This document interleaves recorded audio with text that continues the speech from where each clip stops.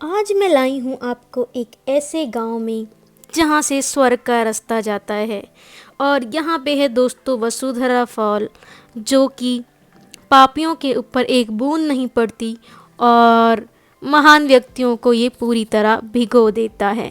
Welcome back to my channel दोस्तों। आज मैं लाई हूँ आपको माना विलेज में, जो कि स्वर्ग का रास्ता माना जाता है।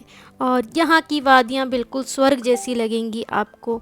तो आइए दोस्तों, सैर कराते हैं आपको इस प्यारे से गांव की और एहसास कराते हैं कि स्वर्ग कैसा होता है धरती पर। नाम बोल दो एक बार। मेरा नाम सौरभ। देखो ये सौरभ भैया हम अभी पर्ची काट रहे हैं। एक हफ्ते बाद है ना यूट्यूब पे अपनी वीडियो टूरिस्ट को देख लियो। लूटते हुए। आई कार्ड नहीं है। ये दिन 50 रुपए ले लेते हैं और क्या नाम है, 100 मेरे को लोगों से। ऐसे करना, टैग भी कर देना। ठीक है? 23 रुपए मेरे को और आई कार्ड क्या नाम है तेरा? आई कार्ड भी लिखा है। सौरभ आगे आई कार्ड रखो यार। क्या सौरभ पंकोली।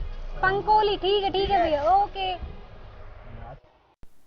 दोस्तों, पार्किंग में गाड़ी लगाने के बाद माना विलेज में आपको पैदल ही आगे जाना होगा, क्योंकि माना विलेज की जो गलियां हैं ना वो बहुत संकरी हैं और वहाँ पे गाड़ी वगैरह नहीं जा सकती। तो आइए इस स्वर्ग के दर्शन तो पैदल ही करने होंगे। शुरू करते हैं इस यात्रा को महादेव का नाम लेके। हर हर महादेव। तो दोस्तों, यहाँ की गलियाँ कुछ इस तरह की संकरी हैं और रास्ते में आपको कुछ सामान अगर ख़रीदना हो तो वो भी आप ख़रीद सकते हैं। तो चलिए दोस्तों, बढ़ते हैं। और रास्ते में अगर आप लोग नहीं चल पाते ना, नहीं चढ़ पाते क्योंकि थोड़ी ऊंचाई है, ट्रैक है यहाँ पे, तो आप लोग जो है टोकरी वगैरह भी ले सकते हैं, जिसके जो चार्जेस हैं वो 1000 रुपीज़ से 1500 रुपीज़ तक हैं। और ये आपको जो है हर साइट सीइंग करा देते हैं। दोस्तों, ये जो आप टेंपल देख रहे हैं ये माता मूर्ति का टेंपल है, जिन्होंने भगवान विष्णु से उनको अपने पुत्र के रूप में मांगा था।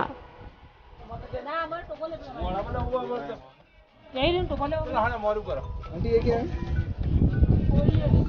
नजरबत्ती है? नजरबत्ती।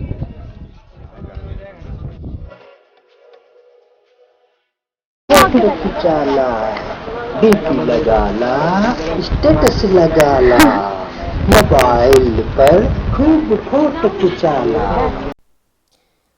दोस्तों, ये पड़ा पहला रेस्टोरेंट, जहाँ पे आप लोग जो है बैठ के कुछ खा पी सकते हैं, थोड़ा आराम कर सकते हैं अपने ट्रैकिंग के रास्ते में। और यहाँ से रास्ते डिवाइड हो जाते हैं। एक रास्ता आपका जो है गणेश गुफा और व्यास गुफा की तरफ जाता है, जबकि दूसरा रास्ता भीम पुल, सरस्वती धाम और केशव प्रयाग की तरफ जाता है।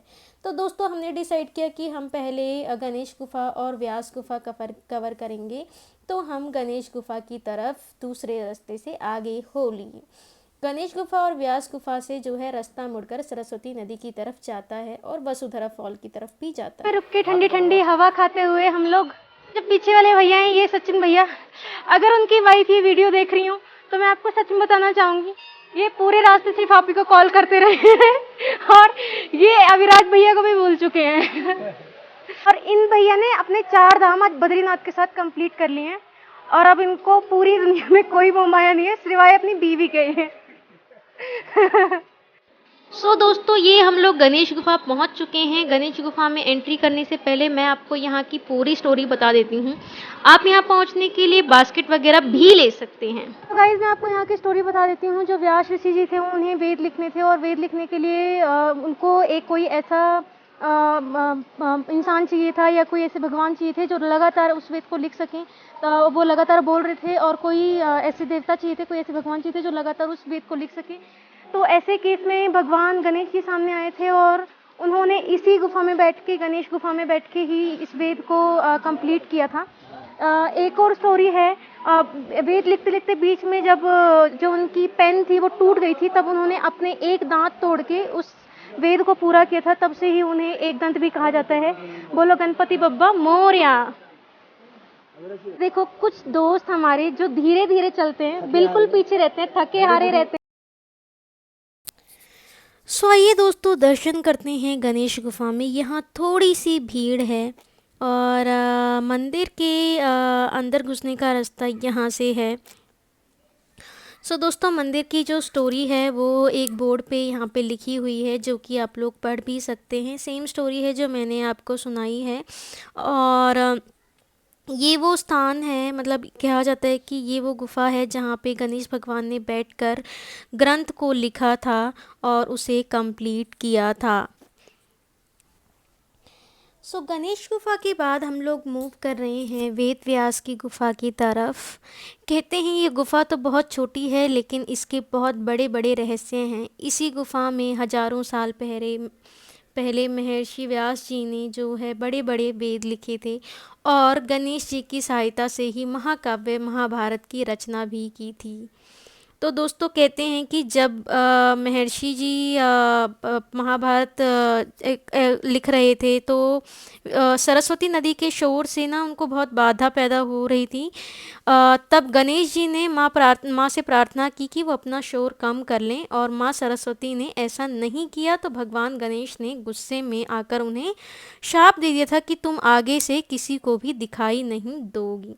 तो दोस्तों, यहीं पे है भारत की आखिरी चाय की दुकान भी, और ये हम पहुंच चुके हैं व्यास जी की गुफा में। ये देखिए, ये भारत की आखिरी चाय की दुकान है। ये पीछे वेद व्यास का मंदिर है। ये देखिए, अभी थोड़ी सी भीड़ हो रही है, उसके बाद हम अंदर जाएंगे। तब तक मैं आपको आसपास का नज़ारा दिखा देती हूँ।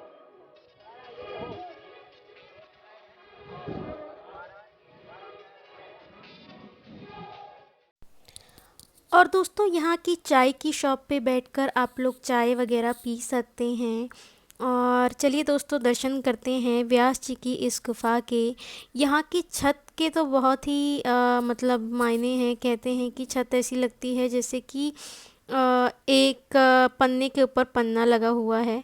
और चाय की दुकान पे जो टी के चार्जेस हैं वो ज़्यादा नहीं हैं, 15 रुपीज़ हैं। तो भारत में अभी भी ऐसी जगह हैं जहाँ पे जो है लोग पैसे कमाने नहीं, लेकिन अपने देश की संस्कृति को आगे बढ़ाने के लिए बैठे हैं।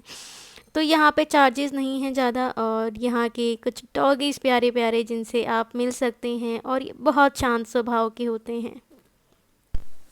सो दोस्तों, अब हम मूव करेंगे सरस्वती नदी की तरफ और भीम पुल की तरफ, और उसके बाद हम मूव करेंगे इस वीडियो के सबसे वेटिंग वाले, सबसे ज़्यादा एक्साइटेड प्लेस के लिए, जो कि है वसुधरा फॉल की तरफ। सो दोस्तों, सरस्वती नदी और जो है भीम पुल यहाँ से सिर्फ आधे किलोमीटर का रास्ता है, और ट्रैकिंग करके नहीं, आपको उतर के जाना पड़ेगा वहाँ पे। मौसम काफ़ी सुहाना हुआ है। माना विलेज में स्वच्छता का पूरा ध्यान रखा गया है। जगह जगह आपको वॉशरूम्स मिल जाएंगे, और जगह जगह आपको डस्टबिन्स मिल जाएंगे। रास्ते में पत्थरों पे कुछ इस तरह आपको जो है रास्ते दिख जाएंगे कि किस तरफ जाना है। और दोस्तों, साथ ही यहाँ पे स्वच्छता का प्लीज़ पूरा ख्याल रखें, रास्ते में गंदगी ना बिखेरें। और यहाँ से जो है आप यहाँ का नज़ारा देखोगे ना, तो ओ हो, मौसम बहुत सुहाना हुआ पड़ा है दोस्तों यहाँ का। और ये देखिए, यहाँ से सरस्वती नदी दिख रही है। सरस्वती नदी आपको सिर्फ क्या नाम है, भगवान गणेश की गुफा की तक ही दिखेगी। उसके बाद शाप के कारण सरस्वती नदी गुम हो जाती हैं, बिल्कुल भी आवाज़ नहीं आती और पता नहीं चलता कि वो कहाँ गईं। लेकिन यहाँ पे अगर आप सरस्वती नदी का जो वेग देखोगे ना, माता का जो वेग देखोगे, वो इतना तेज़ है, इतना तेज़ है कि बहुत आवाज़ आती है। और शायद इसी वजह से गणेश भगवान को डिस्टरबेंस हुआ था।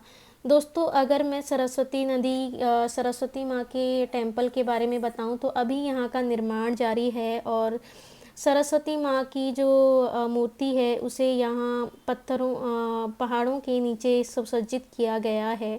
जैसे ही मंदिर का निर्माण हो जाएगा, मूर्ति को मंदिर में स्थापित कर दिया जाएगा।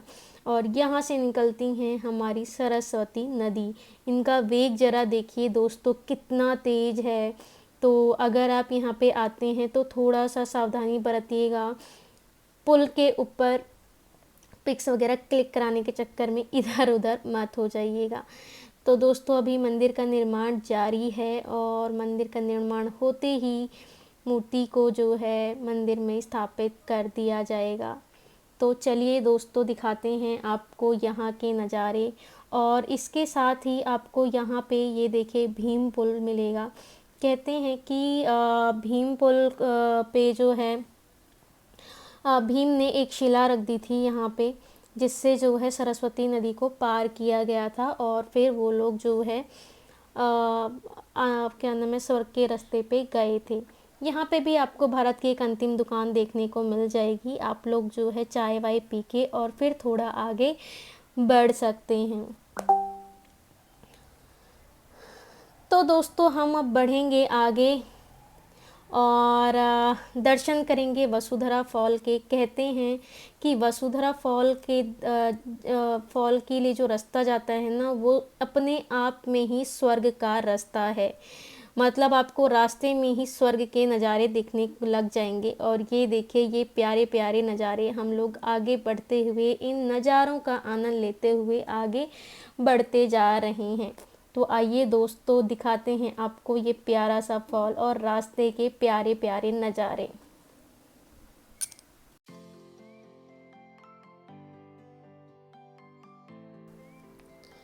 और दोस्तों वो जो दूर रास्ता दिख रहा है ना, वो जा रहा है स्वर्ग रोहिणी सतोपंथ की तरफ। वो 5 से 6 दिन का ट्रैक होता है और वहाँ से जो है स्वर्ग रोहिणी जाते हैं। फ़िलहाल तो मुझे यहीं पे स्वर्ग दिख रहा है और यहाँ से अभी जो है 5 किलोमीटर दूर है वसुधरा फॉल्स। तो हमें थकना नहीं है। रास्ते थोड़े से मतलब अलग लगेंगे पर बहुत अच्छे लगेंगे। बिल्कुल स्वर्ग वाला रास्ता आपको समझ में आएगा यहाँ पे। तो दोस्तों रुकना नहीं है, बढ़ते जाना है यहाँ पे और भगवान भोलेनाथ का नाम लेते हुए चलना है। और यहाँ पे प्यारी प्यारी हवा चल रही है और ये हवा इस व्यू को और भी मनमोहक बना रही हैं दोस्तों। आगे जो है रास्ता हमें बनाना पड़ेगा। मतलब रास्ता जो है बिल्कुल रोड टाइप नहीं है, बीच बीच से निकलना पड़ेगा। और ज़रा दृश्य देखिए आसपास का, ऐसा लगेगा बिल्कुल स्वर्ग का रास्ता सच में ही ऐसा ही होगा। धरती पे स्वर्ग अगर देखना है ना दोस्तों, तो पहुंच जाइए माना विलेज और आ जाइए इन हवाओं में, इन जगहों पे और खुद ही अनुभव कीजिए इस प्यारी सी जगह का, इन आनंदमयी जगह का। और चलिए दोस्तों बढ़ते हैं आगे। वसुधरा फॉल थोड़ा थोड़ा दूर से दिखता हुआ, तो और आसपास के नज़ारे भी प्यारे प्यारे दिखते हुए तो बढ़ते जाएंगे। और यहाँ पे बिल्कुल अमृत वाला जल गिरता हुआ, बिल्कुल ग्लेशियर से गिरता हुआ, इतना प्यारा जल है ना ये। और अब जो है रास्ते जो है हमें खुद बनाने पड़ेंगे, खुद इन पत्थरों पे चलते हुए आगे बढ़ना होगा। और बस हम पहुँच ही गए हैं दोस्तों वसुधरा फॉल के पास। हमें जो है पहला नज़ारा दिख ही रहा है वसुधरा फॉल का। और ज़रा ये देखिए वसुधरा फॉल्स। तो दोस्तों जल्दी चलते हैं इसके पास और देखते हैं इसके नज़ारे। ये मतलब इतना पवित्र झरना है ना कि ये पापियों के ऊपर बिल्कुल भी नहीं गिरता और महान लोगों के ऊपर जो है ये बिल्कुल भिगो देता है उनको।